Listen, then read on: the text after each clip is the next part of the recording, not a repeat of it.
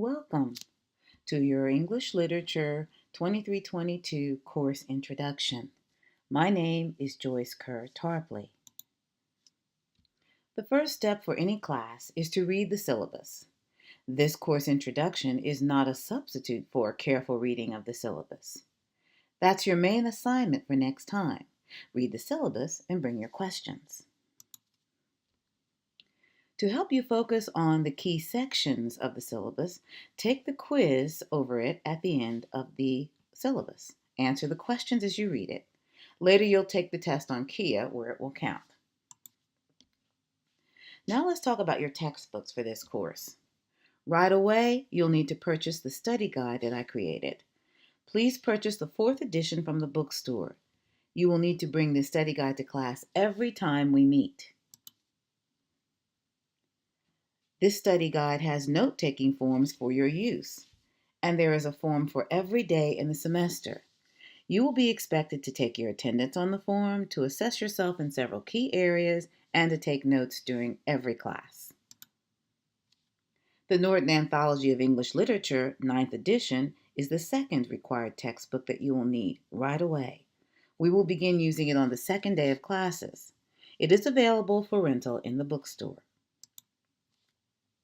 Shakespeare's play Measure for Measure is the 3rd required text, but you don't need it until we begin Unit 2. I'll let you know at least a week in advance when you will need to bring it to class. Please be sure to get this edition, which is available for less than $5 in the bookstore. Jane Austen's novel Pride and Prejudice is the final text you will need to purchase. And again, I'll let you know a week in advance when to do so. Please get this edition under $5 at the bookstore. Literature is one of the liberal arts, and so it is the kind of learning that is fit for free people, to allow them to free their mind and spirit, and to help them become more capable and creative human beings. Cooperative learning, or working in groups, supports liberal arts learning. Students get to work together in small groups and to help each other learn more effectively. Research shows the benefits of groups to be significant, including higher achievement, getting along better with fellow students, and being better adjusted mentally. More research-based benefits are also listed here, and I'd like to ask a volunteer to read them aloud for me.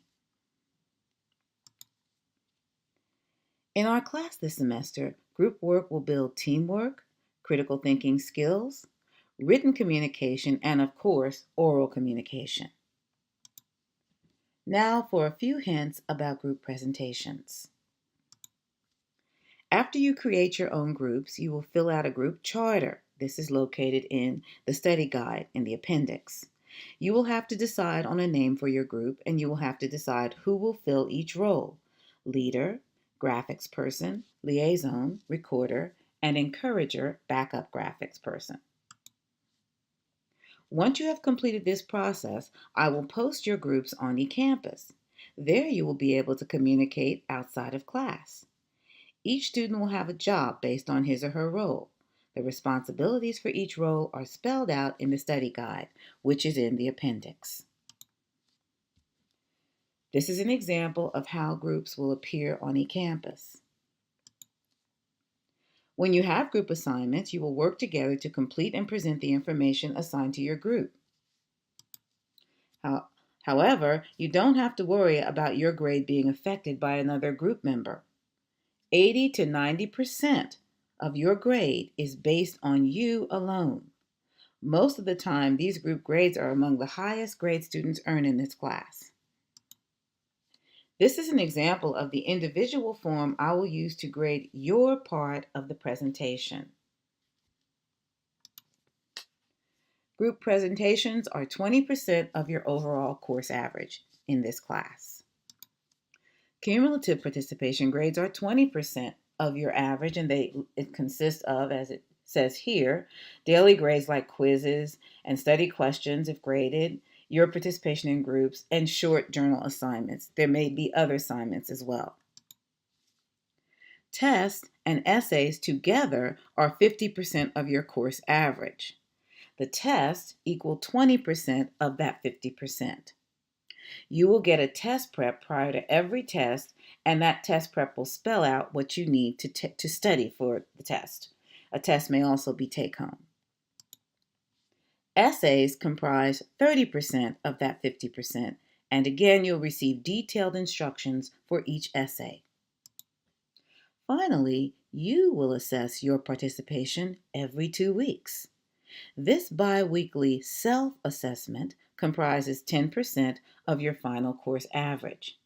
And this is an example of the forms you will use to do so. Their examples are also in your appendix of the study guide. Now, we'll be using a number of different websites during the semester. The first important website is eCampus, on which you are automatically enrolled as soon as you register. However, if you've never been on it, you will need to log in and create a password. eCampus is my primary mode of communication with you, so you must have a working email to access it. Before each and every class meeting, I will post an announcement with reminders for that class day. It is your responsibility to check eCampus for these announcements.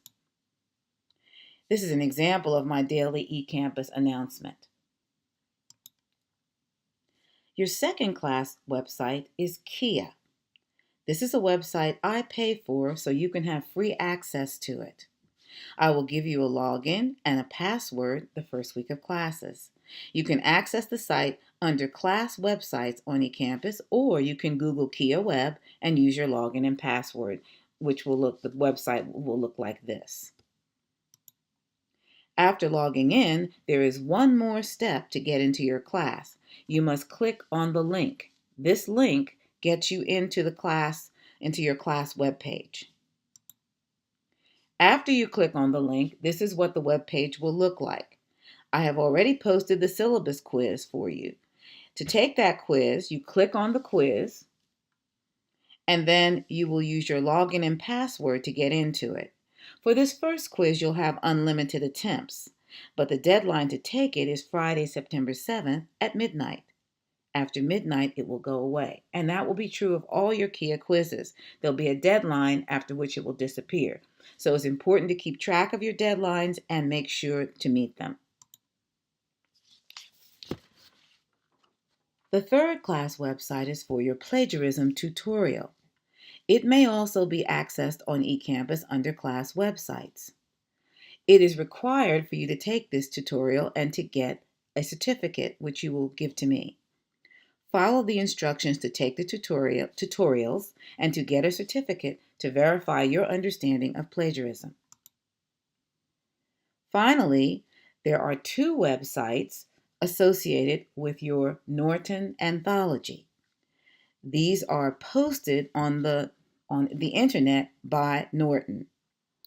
They're available on the website button on eCampus. I've posted them both there, or you can Google and find them on your own. But I've posted both the websites for the 8th and the 9th editions.